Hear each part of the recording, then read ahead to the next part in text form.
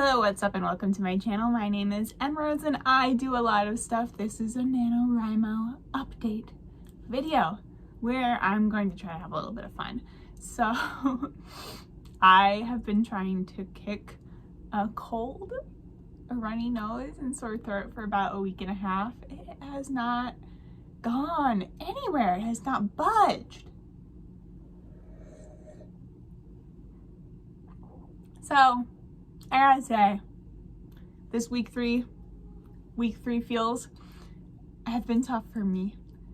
I'm still chipping away at the book, but I think I need a boost. So what I'm going to be doing today in this video is I'm going to be trying some random writing tips I find on TikTok and seeing if they can help restart the words, get me back some excitement, some energy, maybe some even winning energy. Actually, I'm really far behind. I don't think I'm gonna hit 50K, but that's okay. If you're new here, welcome. I make a lot of videos about my creative life, including my writing life like this one. So if you're interested in that, you can subscribe down below. I've actually noticed that most people who watch my channel aren't subscribed, which was a shock to me because I really did think it was like only my friends and family tuning in. So I don't know if you're one of those new people who have stumbled across here, maybe you feel like sticking around. I'm like peak kitsch today. I have my cat earrings on and I have, as you saw earlier, my mug of lavender chamomile in this beautiful, beautiful cat situation. So I'm gonna show you my first tip that I've been trying out this morning and play the TikTok.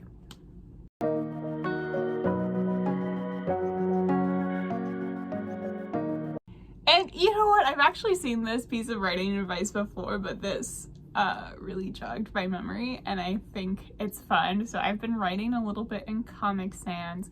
The thing about Comic Sans, to my understanding, is that it's supposed to be a highly readable font. Like, it's soft and round, and I think the original idea was that it could be read very quickly in comics, like in the dialogue. Now, I know that it's like become quite controversial. Some people really hate this font. And so maybe it's kind of the opposite. Like when you're writing, instead of reading it really quickly, you don't want to read it at all because it looks kind of bad. I mean, it doesn't look like it does in actual comic books because it's not typeset. All the spacing's kind of like, it's bad. The spacing of typed Comic Sans just does not come out quite right on the computer. It's what I've been noticing this morning.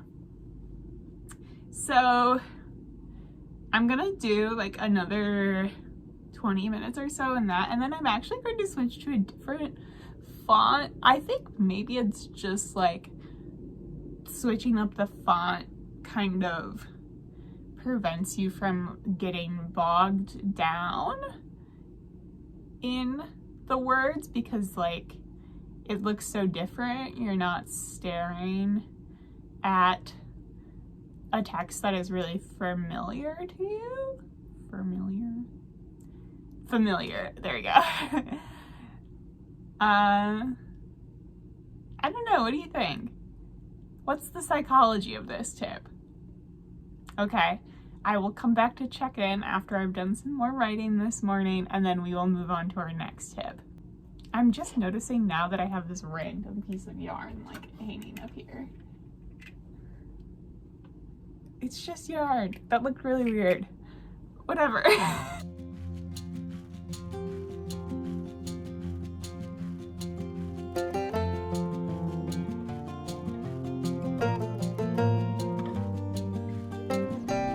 There's just always going to be yard work happening outside right now, and for that I am sorry, but I really want to film this video today.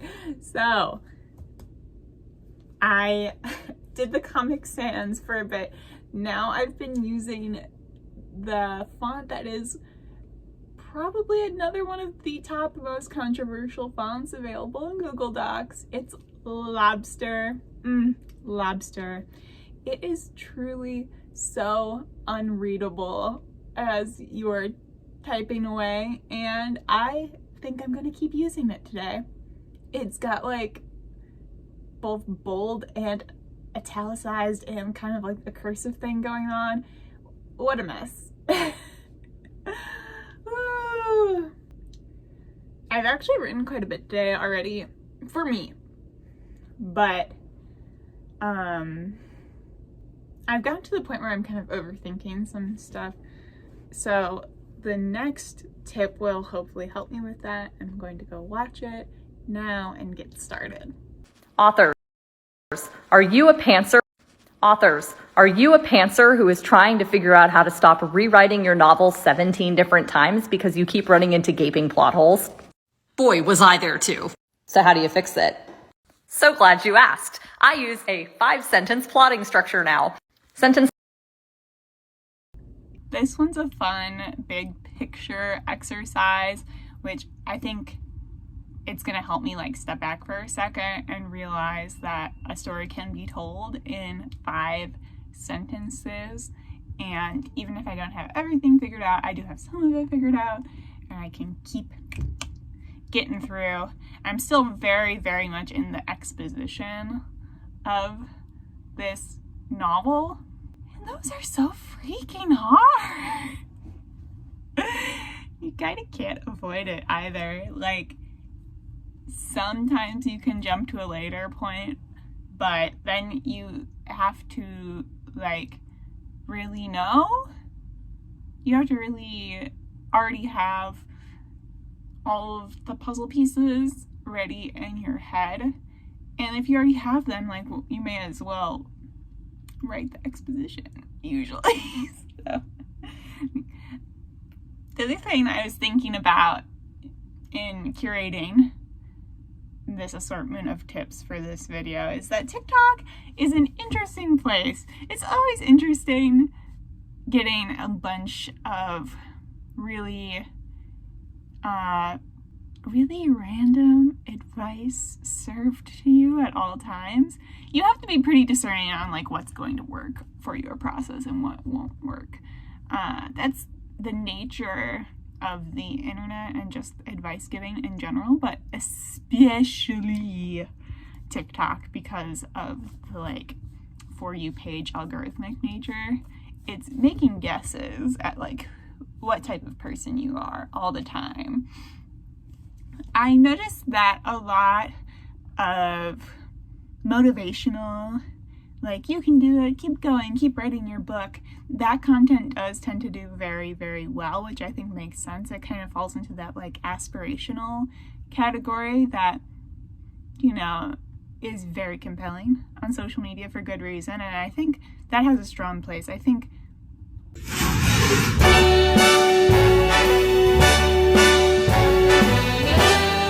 half of writing a book is just like figuring out how to keep going. For the purposes of this video, I did want to pick some tips that were like actually actionable, and that is actually much more of a subcategory of writing advice on TikTok. There are a lot of really good exercises and prompts on there though, kind of like this one that I'm doing right now. Well, my 5 sentences are written.